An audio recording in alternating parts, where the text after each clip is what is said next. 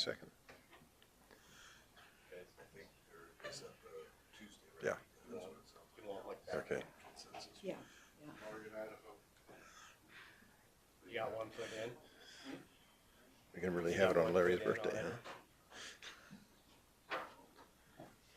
And also, Then we won't have one on Wednesday. is that what's going to? Yeah. Sometimes it goes a little late the night before. You're a man of many trades, Randy. I think it's Vandy. Okay. I can drive in, I think it's the Wednesday night, you have that.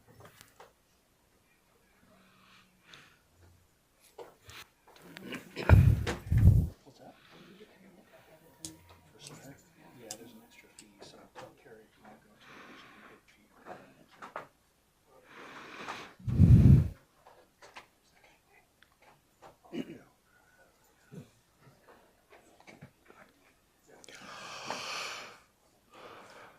Okay, Greg is here. We can start.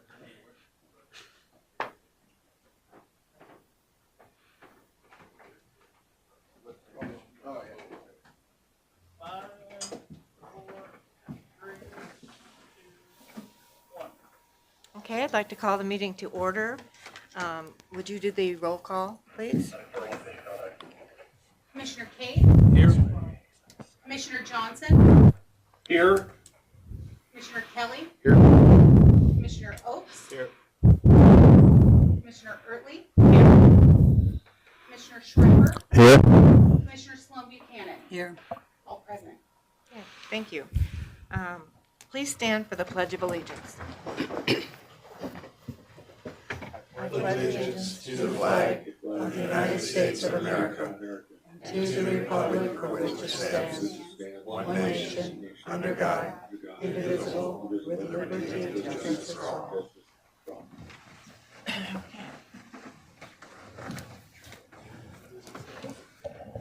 Do we have any public or employee comments? Nothing scheduled. The local 3438 report? No report? Okay, thank you. Okay. Before I ask for approval of the agenda, I'd like the board to consider the addition of an executive session to discuss labor negotiations pursuant to RCW 42.30.140-4A. So moved. All in favor? Aye. Anybody opposed? Okay, that motion carries. Who was this? I didn't hear the second. Yeah. So moved and then a second. Do we have- Okay, I wasn't sure. Yeah, okay. Do we need to vote again? No. Okay. Do we want to do our executive session now or later in the agenda? Later? Okay, we'll do that.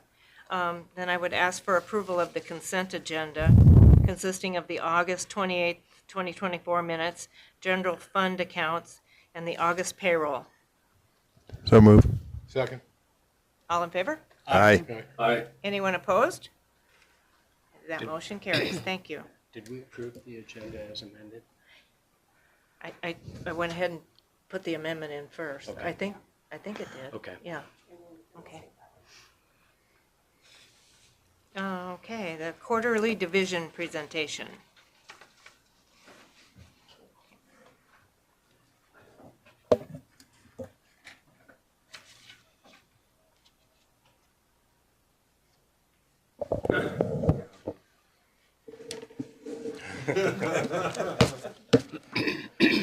Good afternoon, Commissioners. Today is my quarterly spotlight division. We're going to talk about facilities management today as part of my portfolio.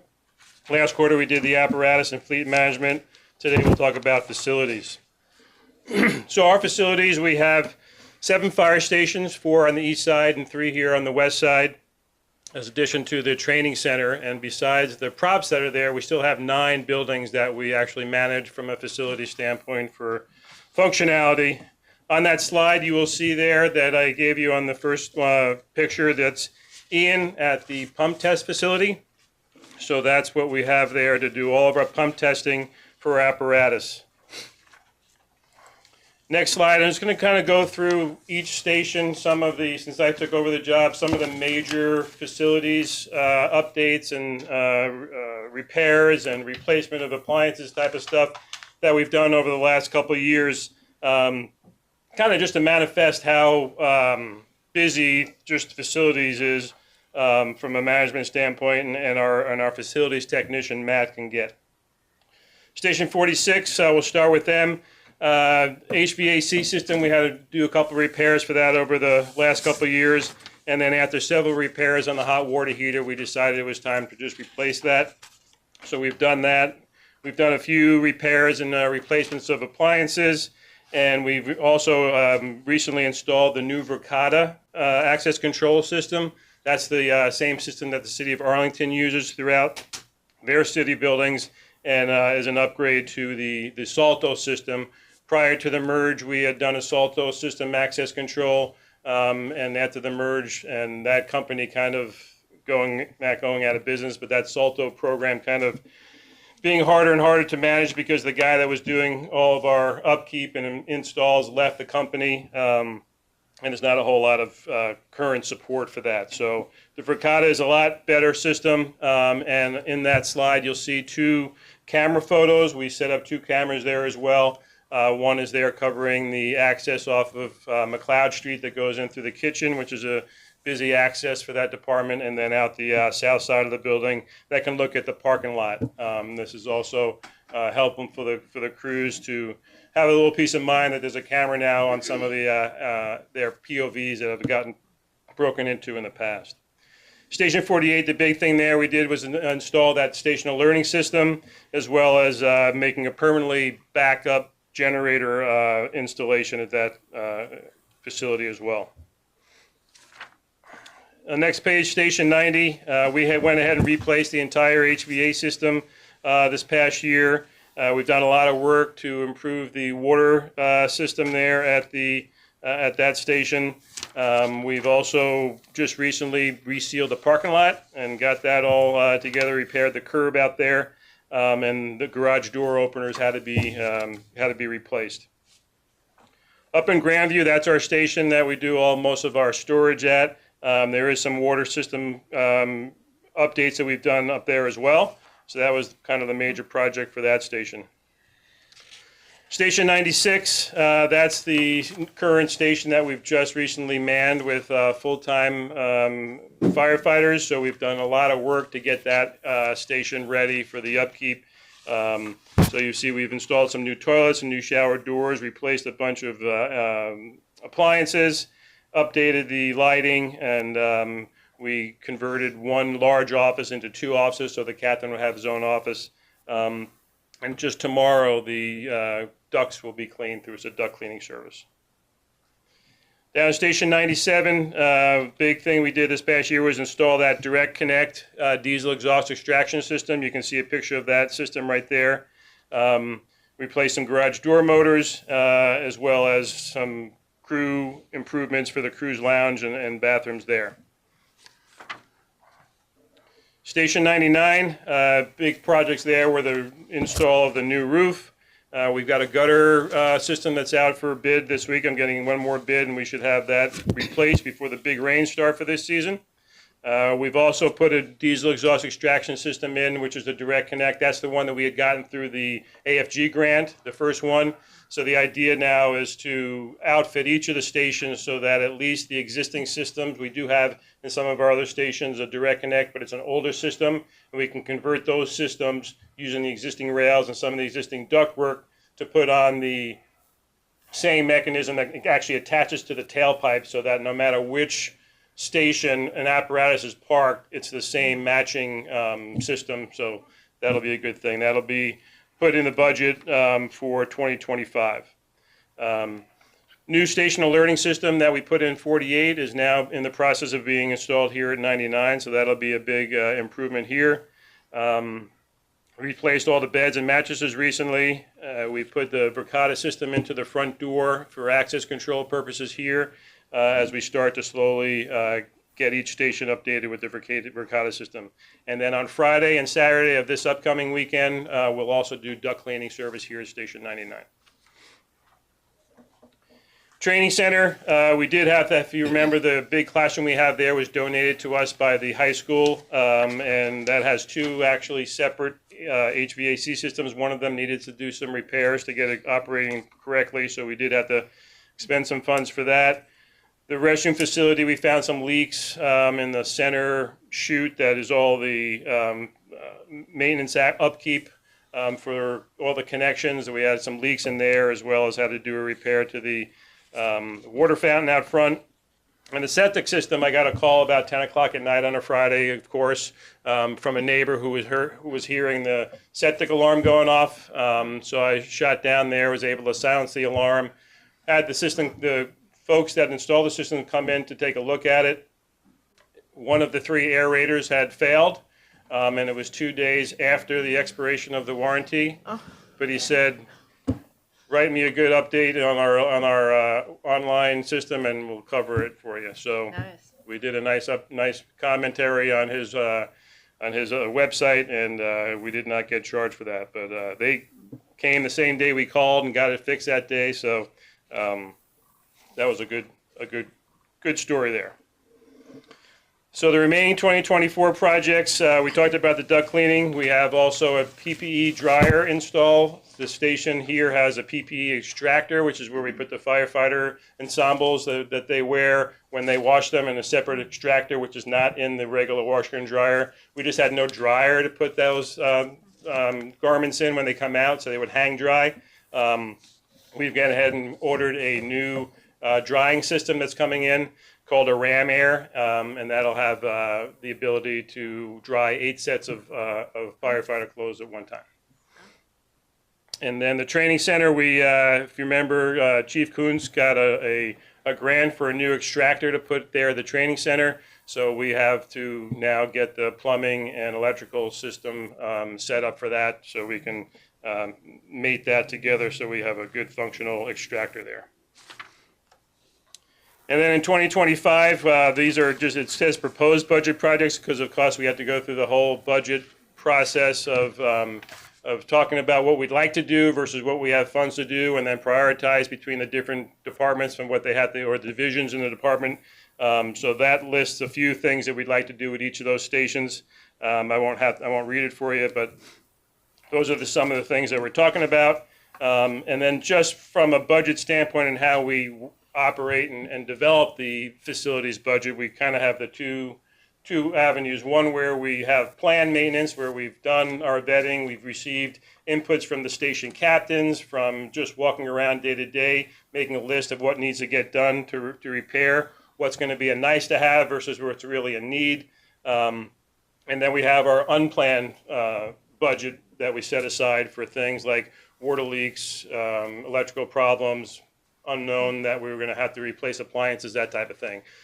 So together that we sit there and we'll go through a budget meeting, several of them, and kind of find out what projects we have in the budget to afford for this upcoming year and what we could potentially push to a following budget year. So as we all know, as our homes age, more and more maintenance is required. Same with our fire stations. So we are doing that capital facilities plan like we talked about. We're going to hopefully be done with that by the end of February, and we'll have a good sense of what the recommendations are for movement ahead from that standpoint on the facility. We are looking at a headquarters facility that we've been talking about for a couple of years, where we can get all of the administrative staff in one building so that they're always accessible to the chief at any time during the day. And then we talked a little bit about Matt Coons. He's our sole facilities technician who's constantly busy. He's got his list, and then as he's fixing things, he gets grabbed by the crews or this chief that happens to be there. Can you do this for me? Can you do that for me? And then it starts growing and growing and growing, and he's doing a great job. But we're a busy bunch of folks getting that stuff done. And the station crews, they're great about assisting as needed for minor repairs, whether it's changing light bulbs or going to the hardware store to get something. A lot of full-time firefighters or homeowners themselves, so they can repair a toilet that's running or something like that. But so they help out a lot, and that's appreciated. The last two pictures there, if you see where the ladder truck is, that's outside that brand new pump test facility we have for Ian. The last three apparatus he did, he's getting phenomenal numbers out of it.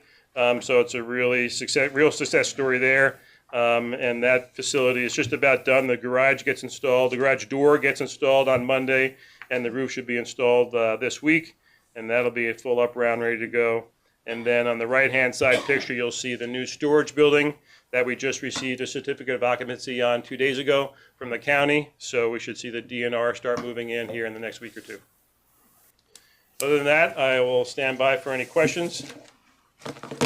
It's 9/11 today. It's a big day for me. I'm a Long Island native, and my classmates from high school was the first officer that was killed on the plane that went down in Pennsylvania. If you remember, they sliced his neck with a box cutter. So he's a good friend of mine from high school. Sad. Thanks. Sad. Okay. The next item on the agenda is unfinished business. And Chief Cermak, are you going to? Sure. Thank you, Commission.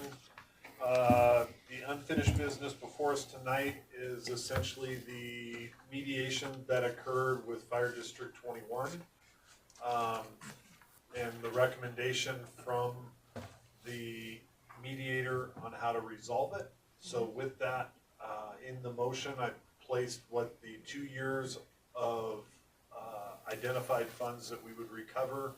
The third year, 2024, we won't know that until the end of the year because we're not there yet.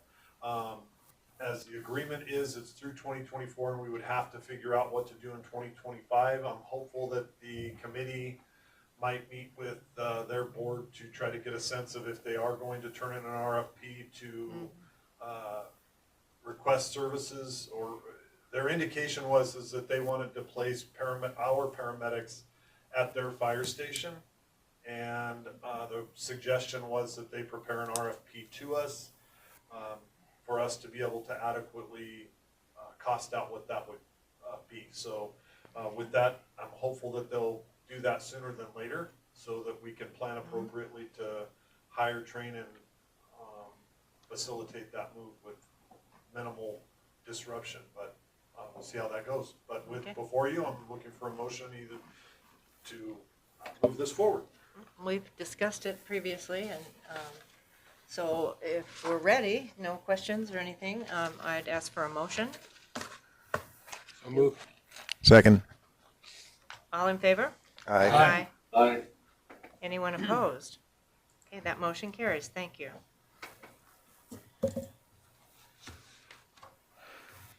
There is no new business that I am aware of. And a chief's report? Sure. Thank you. Already on.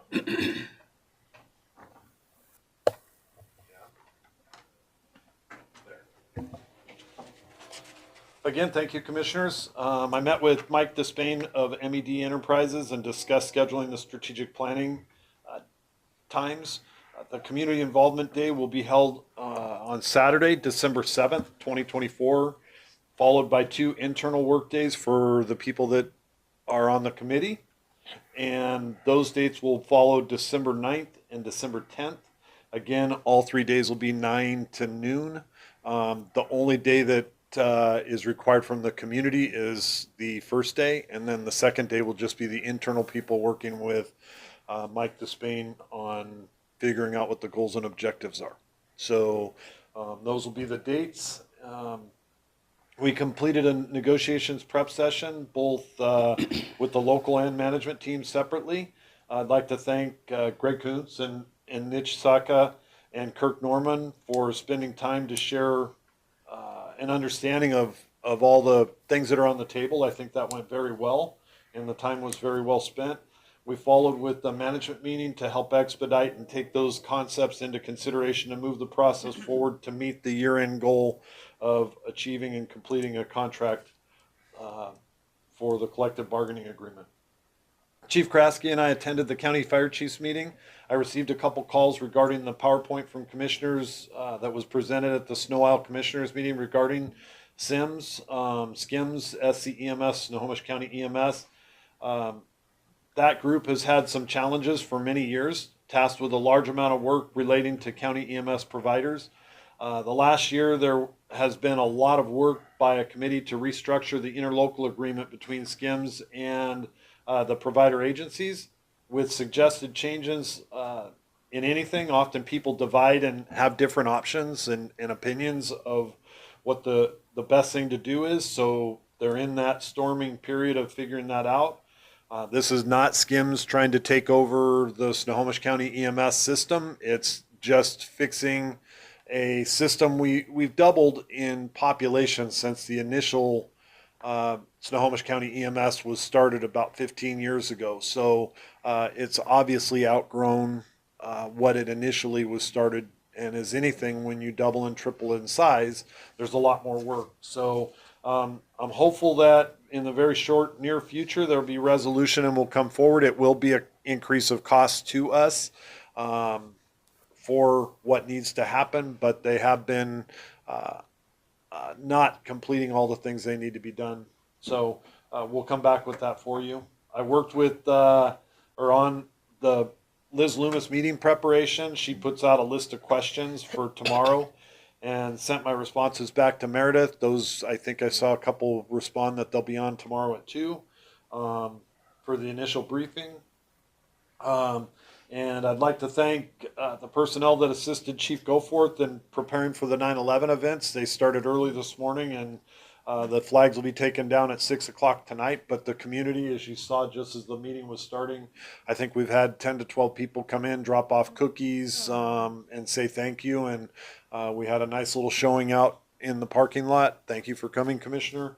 And the mayor did a nice speech, and the flags look great and still look great. And thank you to all those that helped with that. I attended lastly a flock demonstration. In the flock are cameras that are being placed in communities throughout Snohomish County and other areas, but they're identification cameras that are able to, whenever you track, they track a human being by the color of their shirt. They can track a vehicle by their license plate. The city of Arlington, Chief Ventura has been probably one of the forefront people in this flock system in the county, and Arlington has actually been helping to solve crimes with their flock cameras that happen everywhere else. Other cities are now coming into it, and it sort of led to a larger crime intelligence potential where we could have a crime intelligence center where they actually have people that staff these, and they did a presentation that was phenomenal. How does that relate to us? Is along with this, some changes are coming with drone and how the drones are allowed to be operated. And there's a philosophy and an idea that we put drone garages on fire stations because we're already strategically located within the communities. And that would be a benefit to our command staff that whenever we have an incident, line of flight, you can get a drone there quicker and you can get an aerial view. They can cancel units if there's not an actual event, or they can say this is a confirmed commercial or confirmed residential fire and get more units coming earlier, and also give our command staff the ability to see and be safer for our people and assign people appropriately. So it's technology moving forward. It's part of why we put this FirstNet tower at Station 97's area, because we had a link there. And I think I remember telling you guys that there was a long-term vision of iChiefs that in rural communities you might see drones dropping off AEDs to families, which sort of lead into my final part tonight, that I'm going to step up to this microphone and present a Phoenix Award to a young man sitting in the back of the room. So tag 1 minute here. So tonight is a special night. And I don't know if you're aware of PulsePoint, but the county subscribed to a program called PulsePoint, and many areas across the nation have subscribed to a program that you can put on your phone called PulsePoint. And if you're CPR certified and know how to use an AED, it will notify you if you put yourself onto this app that there's a local CPR need in progress. So this young man that I'm going to introduce you tonight to is part-time firefighter, EMT Kyle Dance. And will you please step up? And I'd like to thank him for his selfless act and dedication to this chosen career. And Kyle was in Bellingham at his home, I believe, and he had his app turned on and activated when he was alerted by PulsePoint of a person in need of CPR. This person was a 64-year-old man that suffered a sudden cardiac arrest near Kyle's home. Kyle ran to the location just as an employee inside a local elementary school brought an AED. The other thing PulsePoint does is it tells you where AEDs are in the community. We can have this registered so that someone can come and say, I'm taking this. So it lets you know where these items are. Kyle led the team through the cardiac arrest, providing CPR, managing the AED with several shocks, and ensuring 911 was contacted for the response by Bellingham Fire. Now, any of you that have taken CPR classes through the American Red Cross have heard of the chain of survival. And there's several key items that take into account the patient's ability to survive. And when I say survive, I talk about real life survival, not that I'm on a machine for the rest of my life.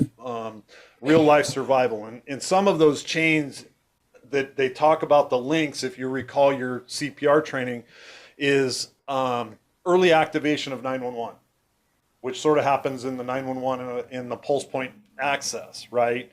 Then it's early CPR and early automatic external defibrillator shocking the heart.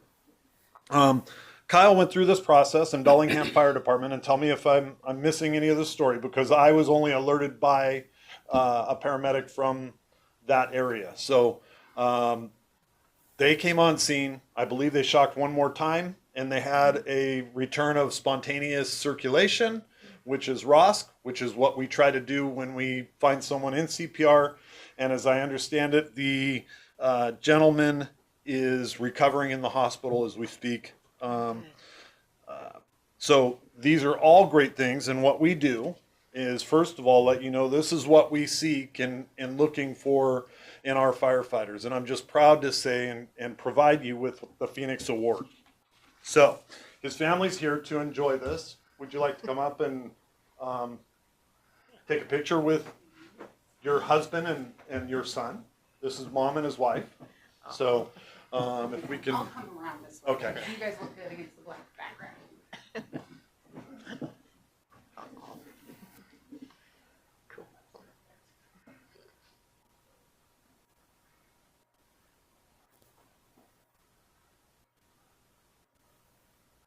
And I'm gonna get one more. We have a tradition here when we give a challenge coin. It's a tradition. You shake hands to get that challenge coin. All right. Thank you and congratulations.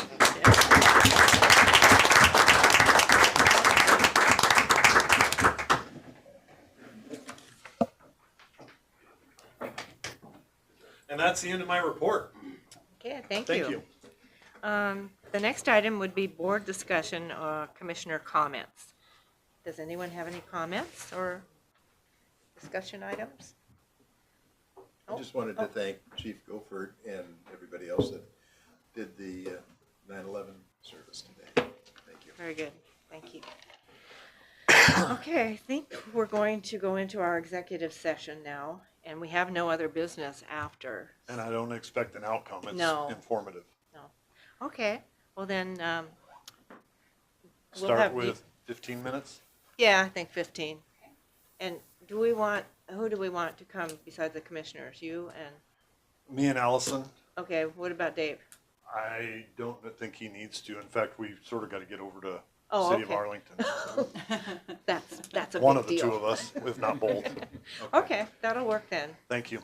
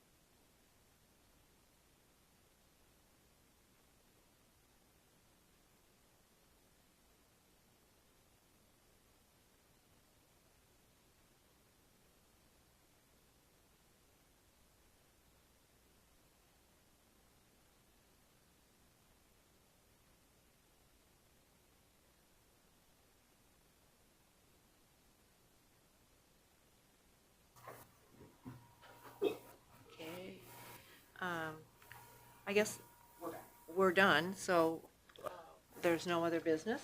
Move to adjourn. Second. All in favor? Aye. Anyone opposed? I guess we're adjourned. Thank you. Thank you.